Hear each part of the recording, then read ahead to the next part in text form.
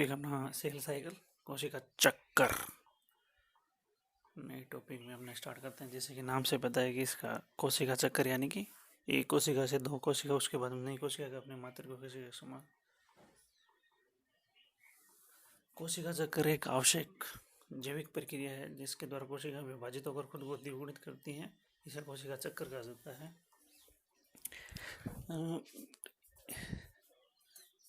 एक कोशिका सबसे पहले अपना अणु जो डीएनए है वो मल्टीप्लाई करेगा। मल्टीप्लाई करने के बाद में उसमें कोशिका विभाजन होगा।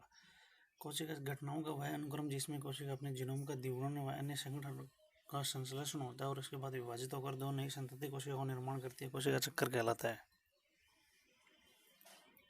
सबसे पहले कोशिका में खुद स्वयं का जो डीएनए होगा वो डुप्लीकेशन यानी कि उसका द्विगुणन होगा, क्योंकि द्विगुणन होने के बाद ही उसका अलग अलग कोशिकाओं में बराबर जो डिवीजन होगा। डिवीजन होने के बाद प्रत्येक कोशिका वो एक मैटरनल यानी कि मातृ कोशिका के समान काम करेगी और वो एक नई कोशिका को जन्म देगी। एक कोशिका जीवों में कोशिका चक्कर एक नई जीव के साथ समाप्त होता है, जबकि बहुकोशिकीय जीवों में अनिवार्य रूप से कोशिका का विभाजन करके विभिन्न कार्यों को पूर्ण करता है। ये जो कोशिका चक्कर एक कोशिका जीव में चूंकि एक कोशिका होगी वही पूरा कार्य करेगी, बहुकोशिकीय जीवों में होगी वो यानी सभी कोशिका में अलग अलग कार्यों के लिए अलग अलग डिवाइड रहता है उनका। ये जो कोशिका चक्कर है मुख्यतः 4 फेज होती हैं, G1, S, G2 और M। और इनका जो ये क्रम है ये हमेशा नियत रहता है। इसको अपन आगे पीछे नहीं, इनका एक सीक्वेंस है, ये अनुक्रम है इनका। पहले G1 आएगी, उसके बाद S आएगा, उसके बाद G2 आएगा, फिर M आएगा। इनका ये जो क्रम है ये हमेशा फिक्स रहता है। तो ये 4 प्रावस्थाएं हैं, G1, S, G2 और M। इनका ये क्रम है वो नियत रहता है, इनको अपन चेंज नहीं कर सकते। इनका एक फिक्स सीक्वेंस है। कई बार अपन इसको आगे जैसे कि G1 के बाद में S, G2 और M, ये इनका ये फिक्स क्रम। इनका नाम के आधार पे लिया गया। G1 ग्रोथ फास्ट या इसको गैप फास्ट भी बोलते हैं। दूसरा होगा सिंथेटिक, तीसरा होगा G2 यानी ग्रोथ सेकेंड, तीसरा होगा माइटोटिक यानी कि जो वास्तविक जो विभाजन की जो प्रावस्था होगी उसको अपन माइटोटिक में रखेंगे अपन। तो ये जो इस कोशिका चक्कर की 4 प्रावस्थाएं, इनका एक नियम ये जो नियत अनुक्रम है, इनका सीक्वेंस है, इसमें अपन फेरबदल नहीं कर सकते। बारी बारी से अपन प्रत्येक अवस्था का अध्ययन करेंगे। सबसे पहले देखते हैं अपन G1 फेज। जैसे कि नाम से पता चल रहा है, इसको गैप फेज भी बोलेंगे, ग्रोथ फास्ट भी बोलेंगे। इसको 1 दिखा रखा है इसलिए ग्रोथ फास्ट। इसमें कोशिका की जो वृद्धि होगी तीव्र गति से होगी। इस कोशिका विभाजन बनने के बाद प्रत्येक कोशिका के जीवन पर यानी कि जब नई कोशिका बनेगी तो जो पहली प्रावस्था होगी वो जीवन ही आएगी। उसमें क्या होगा, कोशिका में उसके आकार में वृद्धि होगी, उसमें खुद में स्वयं में वृद्धि होगी। विभाजन से पहले वो अपने आप को तैयार करेगी, उसके लिए आवश्यक जो भी चीज़ें होंगी। इस प्रावस्था की जो मुख्य विशेषता वो होगा जो आरएनए और प्रोटीन जो जरूरत पड़ती है जिनके डिवीजन के लिए, वो उनका जो संश्लेषण होगा वो यहाँ होगा। ध्यान देने वाली बात है, डीएनए का किसी प्रकार का संश्लेषण नहीं होगा यहाँ। तो गैप फास्ट या इसको ग्रोथ फास्ट बोलते हैं। नाम से बताया ग्रोथ का मतलब वृद्धि होगी इसमें।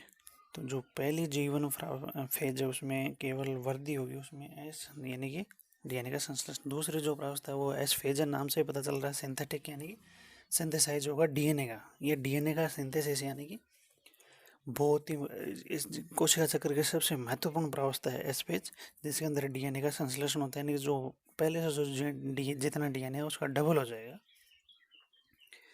तो डबल डीएनए होगा वो कि चूंकि वो कोशिका जब विभाजित होगी तो दोनों में बराबर बराबर होने से पूर्व जितना जो डीएनए वो बराबर हो जाएगा। इसलिए विभाजन से पहले जो कोशिका का वो डुप्लीकेशन होगा, जो डुप्लीकेशन होगा वो होगा एस प्रावस्था में। तो मुख्य विशेषता होगी एस फेज की कि डीएनए का जो संश्लेषण होता है वो कोशिका चक्र की एस प्रावस्था में होता है। इसके बाद आती है G2 फेज। जैसे G1 था वैसे ही इसमें गैप फेज या ग्रोथ सेकेंड भी बोल सकते हैं अपन इसको। जो चीज़ें ग्रो लगभग सेम वही रहेगा, जो भी आरएनए और प्रोटीन जो ज़रूरत होती है या विभाजन से पहले जिन कोशिका के लिए जो आवश्यक चीज़ें होती हैं डीएनए को छोड़कर, उन सभी का संश्लेषण होगा वो ग्रोथ सेकेंड में होगा। इसको गैप फेज भी बोलते हैं। इसमें कोशिका विभाजन में आने वाले प्रोटीन और आरएनए का संश्लेषण होता है सेम वही जैसे कि G1 फेज या ग्रोथ फर्स्ट फेज में हुआ था, लेकिन इसमें डीएनए का संश्लेषण बिल्कुल भी नहीं होगा। जो इनका क्रम हो गया G1, G2 और आगे की जो प्रावस्था हो रही है प्रावस्था।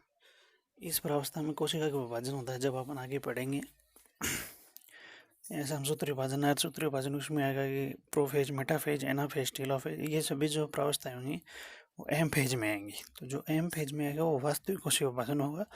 G1S G2 केवल उस विभाजन से पहले की प्रावस्था है जिसमें तैयारी की जाती है। कोशिका जो होती है वो विभाजन से पहले तैयार होती है, वो जो होता है वो उसकी G2 प्रावस्था तक होता है।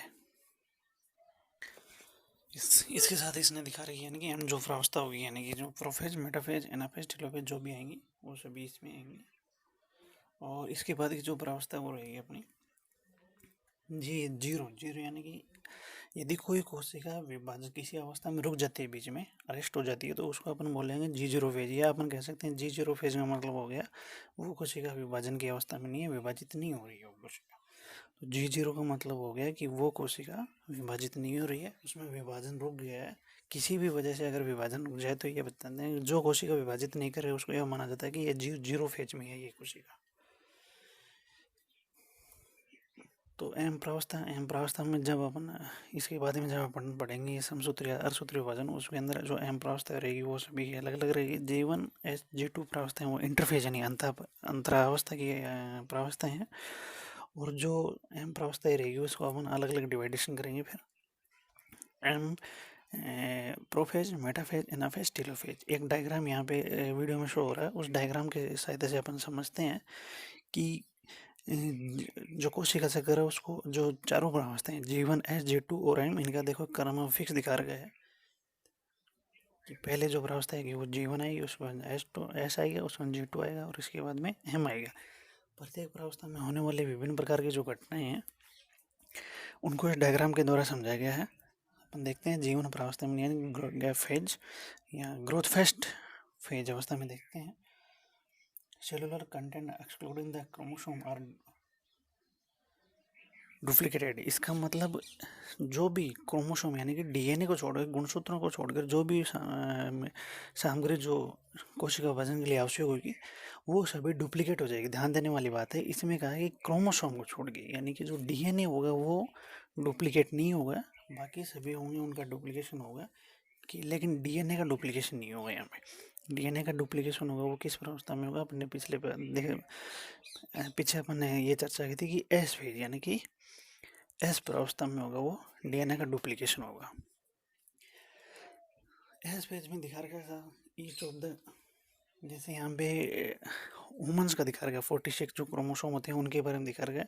जितनी यानी कि जो डीएनए की मात्रा होगी, जो क्रोमोसोम होंगे उनमें डबल हो जाएगा।